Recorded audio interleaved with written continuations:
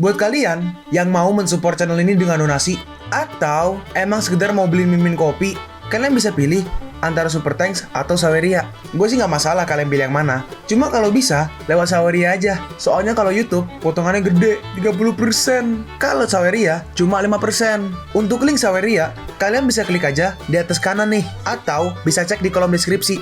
Tapi kalau mau support, nggak harus donasi kok. Dengan kalian nonton sampai habis dan memberikan like pada video ini, itu udah ngebantu banget buat support channel ini. Oh iya, kalian juga bisa join nih ke grup Telegram komunitas cerita manhwa yang baru. Untuk linknya, gue tampilin di layar ya. Tapi kalau malas ngetik, cek aja kolom deskripsi. Di sana, kalian bisa sharing nih topik seputar manhwa dan kawan-kawan, dan juga ketemu teman baru. Kalau mau info terbaru dari Mimin, misalnya upload kapan atau misalnya ada telat upload, Mimin pasti akan langsung infokan di Telegram. Makanya, jangan lupa join ya. Nggak perlu berlama-lama lagi, kita mulai aja ceritanya. Halo guys, Sabik di sini, dan sebelum mulai ceritanya, gue mau ngumumin nih kalau Mimin sekarang ngadain giveaway. Mimin mau giveaway satu buah HP baru saat nanti udah menyentuh 50.000 subscriber. Untuk ikut atau berpartisipasi ada beberapa syaratnya nih, tapi simple banget. Syarat dan ketentuannya kalian bisa lihat nih di Instagram Mimin. Instagram Mimin tuh nih, Mimin tulis nih HP Sabik 12, atau kalian bisa lihat aja nih di link di deskripsi, udah Mimin cantumin di bawah. Di Instagram Mimin itu ada postingan dengan logo cerita manhwa. Nah, di sana kalian bisa lihat tuh syarat dan ketentuannya. Gak susah kok, syaratnya simple banget. Gak pakai ribet, gak pakai susah. 2 menit selesai. Pemenangnya akan Mimin umumin saat udah menyentuh 50.000 subscriber. Tunggu apa lagi? Makanya yuk, buruan subscribe biar cepet-cepet giveaway-nya. Nanti bakal ada giveaway terus kok, tenang aja. Oke, segitu aja. Kita lanjut ke ceritanya. Dan kita lihat nih, si Cita langsung ditonjok sama si Fang Hong. Dan dia langsung terhempas. Kakak! Dan dia langsung tuh sampai muter-muter gelinding-gelinding tuh. Kakak! Terus si Cita ternyata belum tumbang guys, masih bisa bangun. Kau! Berani kau memukulku. Aku akan membuatmu gak bisa melihat matahari besok. Tunggu aja. Ternyata bukan mau ngelawan, ternyata ngambil HP. Kebetulan sekali, malam ini aku punya waktu. Kita lihat nih, ada banyak banget mobil tuh. Ada satu mobil lah ini, mobil pickup putih. Ah, ini mungkin nelfon orang ini ya. Apa? Terus di belakangnya nih, kayaknya ngelakson-ngelakson ya. Terus berhenti tuh, orang yang di Cadillac. Tuh Cadillac nih, yang belakang tuh. Dia berkata, apa yang kau lakukan? Kau menghalangiku. Nah, orang ini berkata nih, yang di telepon tadi ya, maaf menghalangi Anda. Aku merasa sangat malu. Yang di Cadillac membalas, jangan mengira aku takut padamu. Pergilah. Sekali lagi aku mengaku salah. Tapi mobilmu sangat menggangguku. Kita lihat nih. Nah, ini si yang di telepon nih menghajar. Lihat tuh, mobilnya sampai hancur, cok. Ternyata orang ini nih, namanya enggak sih, sebutannya panggilannya Tekken Tiger. Widih, mungkin suka main PS kali ya. Aku mengerti, aku akan kesana sekarang. Kakak Tiger akan segera datang. Kau bisa berlutut dan memohon belas kasihan padanya. Aku ingat bahwa sebuah kalimat cocok untukmu. Anak sapi yang baru lahir tidak takut pada harimau, tapi kau nggak bisa melakukan apapun yang kau mau. Dalam hati orang ini, apa yang ingin dilakukan anak ini? Kakak, cepatlah. Fang Hong berkata, kebetulan sekarang aku agak lapar. Biarkan dia mengambil makanan. Kurang ajar. Kau pikir kau akan mendapatkan makanan? Fang Hong, kenapa kau di sini? Tentu saja, aku datang untuk menyelamatkanmu. Bagaimana bisa aku membiarkanmu dalam situasi berbahaya? Pai Ping bertanya, apa kau mengikutiku? Fang Hong menjawab, hah? Bagaimana mungkin? Apakah aku tipe orang yang seperti itu? Tiba-tiba, permisi, datang nih si Tekken, Cok. Hah, Bro Tiger, Anda di sini? Bocah inilah yang menghentikan kami dan melukaiku. Hah, besar sekali. Piping berkata, Fang Hong, hati-hati. Bro Tiger sangat kuat. Jangan anggap remeh kami. Kamu akan merasakan akibatnya. Sudah membuat kami marah. Terus si Tekken Tiger langsung megang kepala si botak. Hah? Dan langsung dihajar tuh ke tanah. Aku minta maaf karena dia telah menakuti pacar kecilmu. Tapi mari kita selesaikan ini. Kita lihat nih, Fang Hong diangkat tuh. Hutang mereka belum dilunasi. Dan kau menyakiti bawahanku. Itu membuatku kesal. Aku ucapkan selamat tinggal.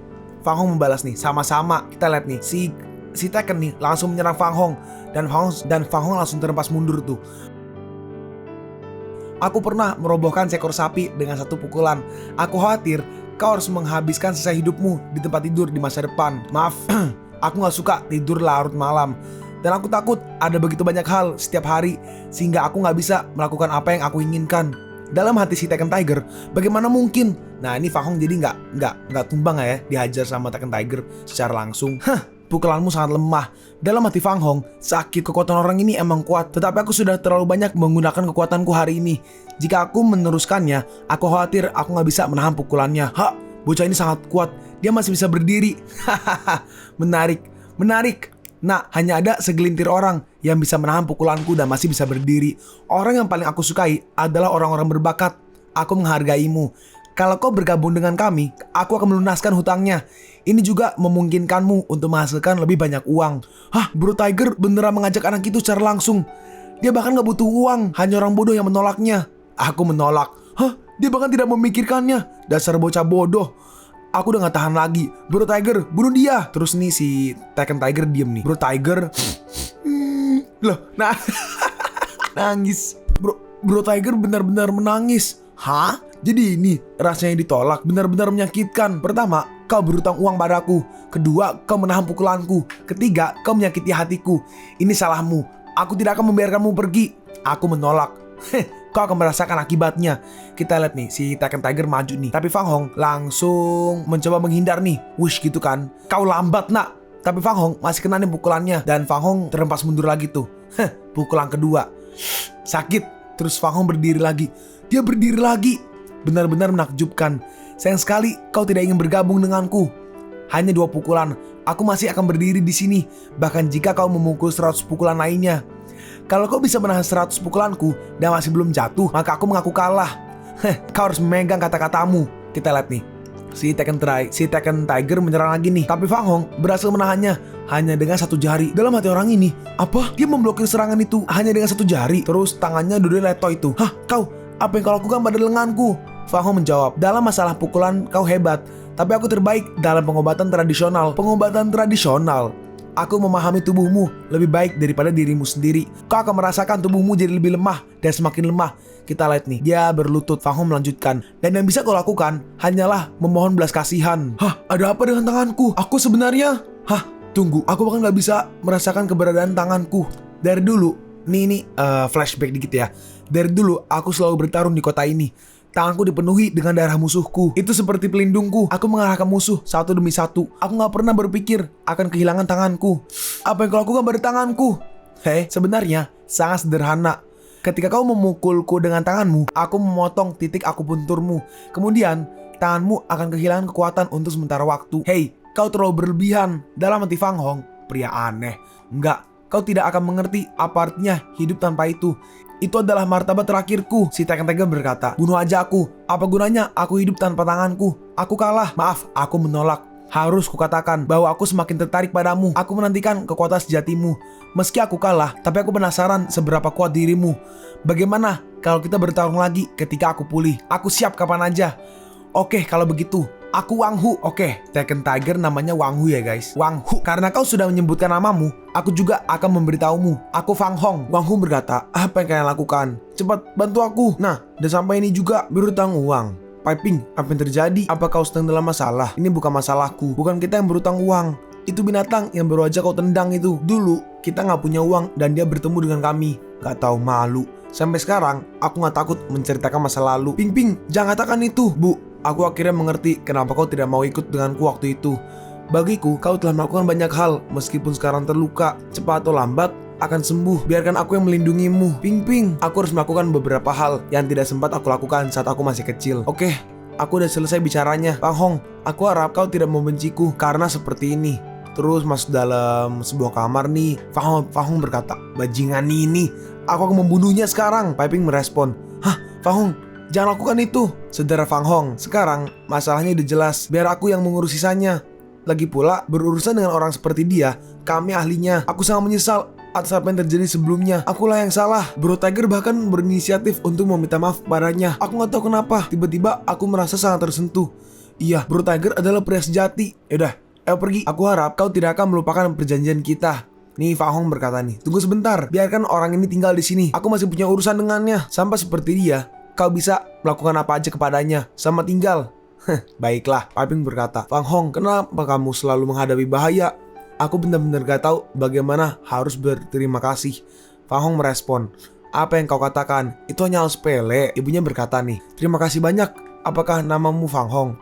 Jika bukan karenamu membantu kami, Aku benar-benar gak tahu harus berbuat apa. Fang Hong merespon, gak masalah. Oh iya, itu benar. Fang Hong, apa kau punya pacar? Jika tidak, bagaimana dengan Piping? Aku serahkan dia padamu. Dan aku yakin. Hah? Terus gak lama setelah itu datang nih polisi. Dan kita lihat ada si saudara Kong. Tangkap mereka. Baik pak. Hei, ikut denganku. Kita lihat nih yang ditangkap nih si rambut mohok tuh. Lau Kong, kenapa kau ada di sini? Saudara Fang Hong, kau benar-benar pekerja keras. Kenapa tidak bekerja aja denganku? Fang Hong merespon, maaf, aku masih ingin bebas. Tetapi jika kau memiliki masalah, katakan aja. Saudara Kong merespon nih. Apa sih? Iya saudara Kong. Saudara Fang, kau memberiku 2 hadiah besar. Bagaimana caranya aku bisa berterima kasih? Fang Hong berbisik nih. Jangan lupa dengan imbalanku. Lau Kong berkata, aku akan memberikannya sesuai prosedur, tenang aja. Oh ya, kenapa Fang Hong tinggal di tempat seperti ini? Setauku, Chang Hong tuh tidak begitu pelit. Tentu saja tidak. Temanku membutuhkan bantuanku. Kita sedikit flashback nih. Jadi sebelum kejadian nih, Fang Hong ditelepon sama Chen Po. Hah? Kenapa Chen Po mencariku selarut ini? Chen Po, ada apa? Chen Po berkata nih, Piping dalam masalah. Aku mau minta tolong padamu. Alamatnya sekian. Jangan khawatir Chen Po, aku akan pergi sekarang. Kita lihat Fang Hong langsung pergi. Dalam hati Fang Hong, jika ini masalah orang lain, aku tidak akan melakukannya. Buang-buang waktu, tapi sekarang udah selesai. Lau Kong berkata, saudara Fang, kau adalah temanku juga. Katakan aja padaku. Fang Hong merespon, tapi masalahnya udah selesai. Bu, ayo keluar. Hah? Bu, ibu pergi kemana? Ibu, ternyata ibunya ngumpet di belakang meja gitu. Jangan tangkap aku. Bu, tidak apa-apa. Kita aman sekarang. Pulanglah bersamaku. Mulai sekarang, aku tidak akan pernah membiarkan ibu menderita lagi. Ibunya merespon, maaf Ping, aku selalu menyusahkanmu. Lupakan ibu. Lupakan semua hal yang terjadi sebelumnya. Ayo, kita mulai dari awal lagi. Nah, ini di luar nih Lau Kong berkata, saudara Fang, kenapa temanmu tidak keluar? Tunggu apa lagi? Shh, lebih baik kita tidak mengganggu mereka dulu. Urusanku udah selesai. Aku pergi dulu. Lau Kong bertanya, apa kau mau ku antar keluar? Fang Hong menjawab, nggak perlu. Ini dalam hati Fang Hong ya. Aku bisa membantu menyembuhkan luka fisik, tapi aku nggak tahu bagaimana caranya menyembuhkan luka mental. Guruku bilang bahwa jika punya penyakit jantung, maka membutuhkan obat jantung. Tapi ini bukan masalah jantung dan guru belum memberitahuku. Sepertinya aku masih memiliki perjalanan yang masih panjang. Sudahlah, jangan memikirkannya. Sebaiknya sekarang aku pulang dan tidur. Nah, ini di hari berikutnya di rumah Fang Hong nih. Tiba-tiba, kawan, bangunlah. Hah, siapa kamu? Kayak ada biksu botak gitu guys di ranjangnya Fang Hong. Si biksu berkata, makan anggur dan daging melewati usus. Para wanita duduk di samping tempat tidur. Teman kecil, apa kau tidak mengenalku? Fang Hong berkata, biksu besar. Nah, ingatanmu cukup bagus. Fang Hong bertanya, bagaimana caranya kau masuk? Si biksu menjawab nih, itu hal mudah bagiku. Fang Hong berkata, aku nggak punya anggur dan tidak ada daging di sini. Apalagi seorang wanita. Aku khawatir itu bukan hal yang disukai oleh para senior. Nak, kamu tidak jujur. Hah? Maksudnya apa? Si biksu berkata, aku mengerti jika tidak ada anggur dan daging. Tapi kau bilang tidak ada wanita. Aku nggak buta. Kau masih terlalu muda.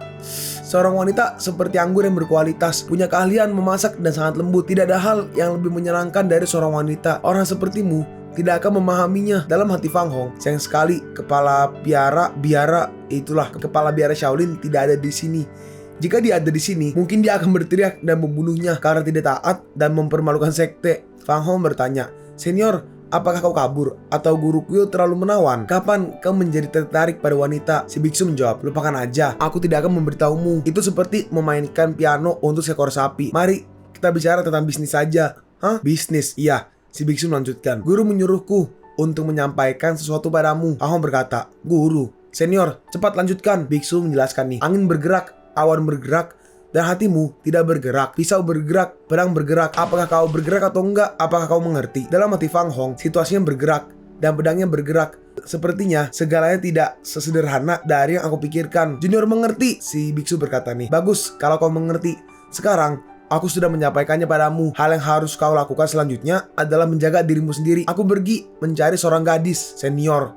Terus tiba-tiba dikasih pedang nih Fang Hong nih, nancep di lantainya tuh. Pedangnya bisa melewati pintu. Entah percaya atau enggak, dia memberikan ini sebagai bentuk perlindungan diri. Terserah, ini merusak lantai rumahku. Kita lihat nih, Fang Hong ngetes pedangnya dan cuma sekali tebas doang. Lihat tuh, jauh banget tuh rusaknya tuh. Hah, pedang ini sangat luar biasa. Sekarang kita pergi nih ke kampus. Kita lihat lagi ada acara kayak track and field gitulah. Apa sih kalau orang bilang ini bukan maraton yang pakai tongkat itu loh, yang rame-rame kasih tongkat. Nah itulah. Nah, menang. Yeay, kita menang. Waduh, nyaman, sangat nyaman. Pemandangan yang indah. Aku suka kehidupan kampus. Terus tiba-tiba Fang Hong, siapa? Ternyata Itu si cucunya dari si kakek Dekanco.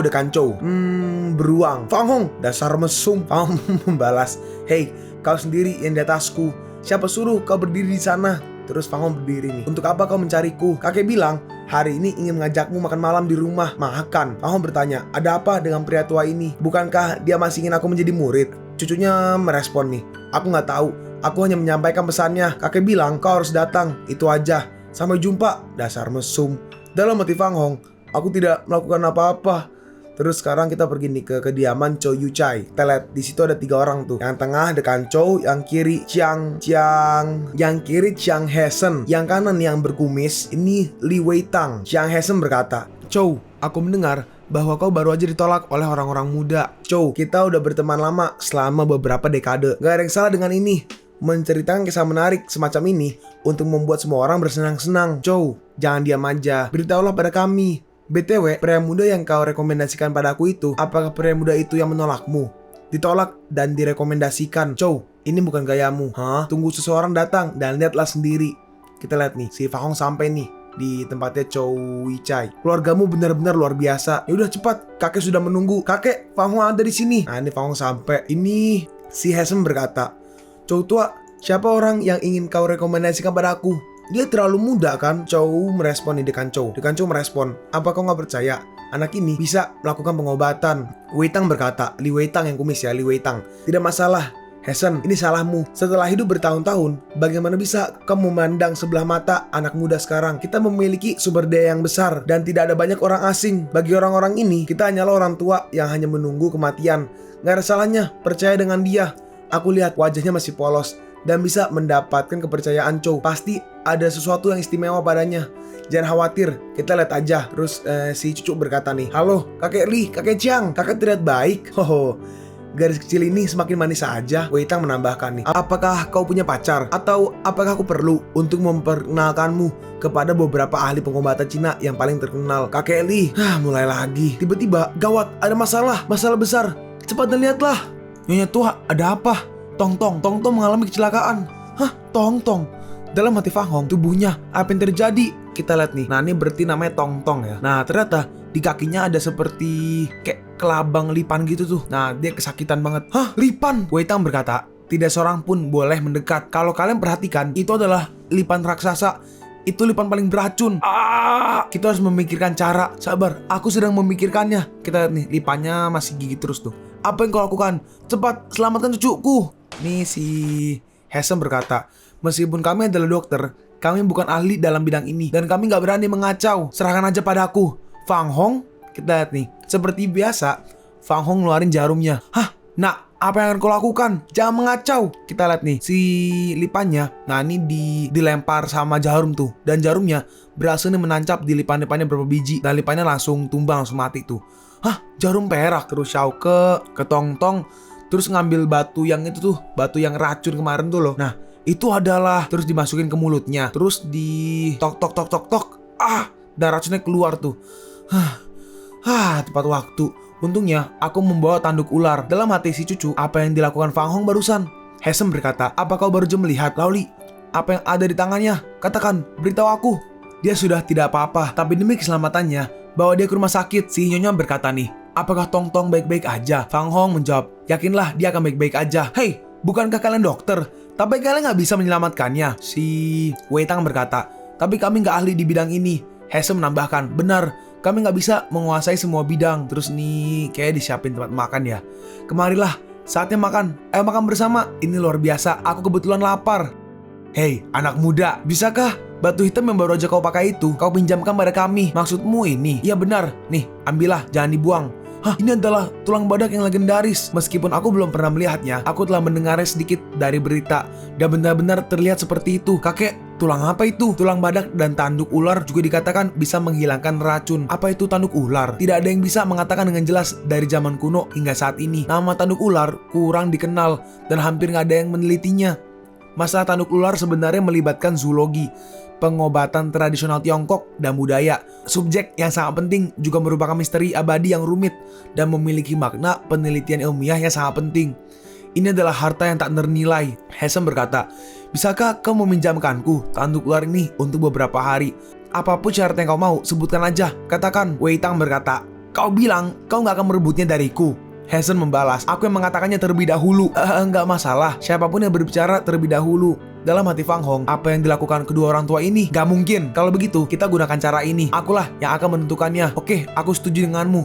Aku akan memilih siapa yang akan mendapatkannya. Dalam hati si cucu, seorang presiden Universitas Pengobatan Tradisional Cina Shanghai, seorang dokter kepala di rumah sakit afiliasi Universitas Qi, dan seorang profesor penuh di sekolah kedokteran Qi. Mereka diperintah oleh Fang Hong. Kalian pun sampai di penghujung video ini. Kalian mau tahu lanjutan chapter ini? Atau manhwa menarik lainnya? Makanya, jangan lupa subscribe biar kalian gak ketinggalan kalau gue upload video baru. Jangan lupa like, komen, dan share ke teman-teman kalian supaya channel ini bisa lebih berkembang ke depannya. Segitu dulu dari video cerita manhwa. Gua Sabik undur diri. See you on the next video. Zaijian!